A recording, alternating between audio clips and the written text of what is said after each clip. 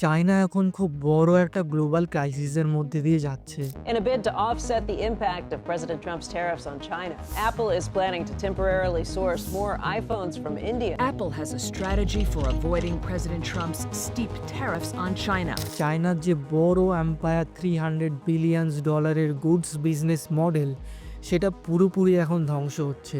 বড় বড় কোম্পানি যেমন অ্যাপেল, নাইকি, তারা তাদের ম্যানুফ্যাকচারিং চায়না থেকে শিফট করছে ইন্ডিয়া, ভিয়েতনামের মতো দেশে।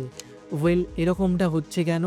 এর মেন 3টে রিজন আছে। একটা সময় ছিল যখন চায়নার পলিসি এরকম ছিল যে বাইরের কোম্পানিগুলো, ফরেন ইনভেস্টমেন্ট কোম্পানি যখন তাদের ফ্যাক্টরি চায়নাতে খুলতো, চায়না তাদেরকে অনেক কম দামে লেবার প্রোভাইড করত।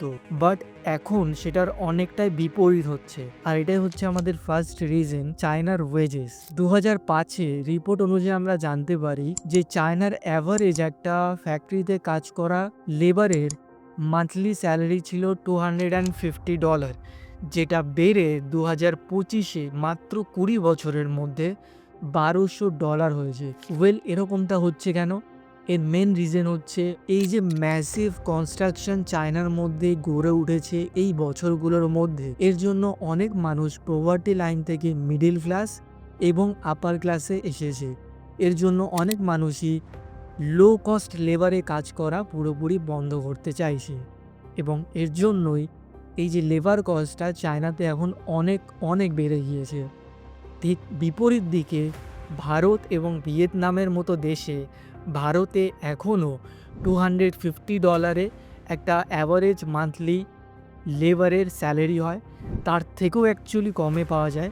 এবং ভিয়েতনামে যেটা $300 একটা কোম্পানি লেবারকে হায়ার করতে পারবে পুরো মান্থের জন্য। অ্যাজ এ রেজাল্ট অ্যাপেল তাদের আইফোন প্রোডাকশানের ভারতে যেখানে 2021 সালে 1% প্রোডাকশান করতো, সেটা বাড়িয়ে 2025-এ অ্যাপেল তাদের আইফোন ম্যানুফ্যাকচারিং ভারতে 20% করে দিয়েছে, যেটা $22 বিলিয়ন হাইক ভারতের মাটিতে ইনভেস্টমেন্টের।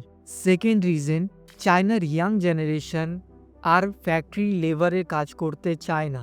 ইয়াং জেনারেশনরা চায় তারা কোনো টেক বা সার্ভিসেস কোম্পানি বা কোনো ইনফ্লুয়েন্সিং সোশ্যাল মিডিয়াতে কাজ করবে। ঠিক এই জন্য লেবারেরও শর্টেজ দেখা যাচ্ছে, এবং এর জন্য ডিমান্ড আর সাপ্লাই চেনও কোথাও না কোথাও ভেঙে পড়ছে। থার্ড এবং সবথেকে বড় রিজন এই চেঞ্জেসের হলো 2 মে ডোনাল্ড ট্রাম্প যখন প্রেসিডেন্ট হওয়ার পরে ট্যারিফ লাগানো শুরু করে, তখন ভারত ছাড়া অন্য দেশগুলোর মতো চায়নাতেও ট্যারিফ লাগায়, এবং তার বিপরীতে চায়নাও আমেরিকার ওপরে ট্যারিফ লাগানো শুরু করে। প্রেসিডেন্ট ডোনাল্ড ট্রাম্পের এই জিনিসটা একদমই হজম হয়নি, তো সে আরও ট্যারিফটা বাড়িয়ে দেয়, 145% পর্যন্ত হাইক করে দেয়, যেখানে আগে 30% ছিল।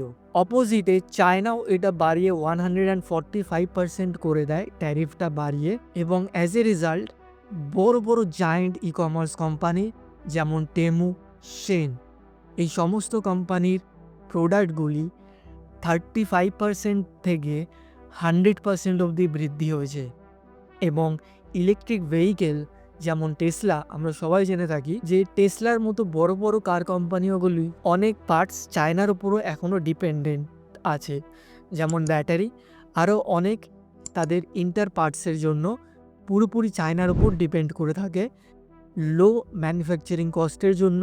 এবং এই জন্য বড় বড় কোম্পানি নাইকি, অ্যাপেল থেকে লুইস ভুশন, বড় বড় কোম্পানি, সমস্ত কোম্পানি আস্তে আস্তে তাদের ম্যানুফ্যাকচারিং শিফট করছে চায়না থেকে অন্যান্য দেশগুলোর মতো।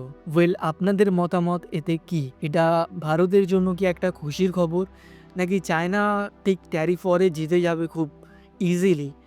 আর ইনফ্যাক্ট চায়না অলরেডি অনেকটা ডেভেলপড করে ফেলেছে। ইনফ্যাক্ট আমরা যদি চায়নার রিসেন্ট ভিডিওসগুলো দেখি, তাহলে আমরা বলতে পারি যে one of the best develop কান্ট্রিও হয়ে উঠেছে চায়না এই মুহূর্তে পৃথিবীতে। তো আপনাদের এতে মতামত কি অবশ্যই জানাবেন। আর এরকম ধরনের ভিডিও করার জন্য অনেক ডিপ রিসার্চের প্রয়োজন হয়, তাই জন্য আপনাদের কাছে আমি অনুরোধ করব, একটা লাইক অবশ্যই করে দেবেন এবং কমেন্ট করে আপনার মতামত অবশ্যই শেয়ার করবেন।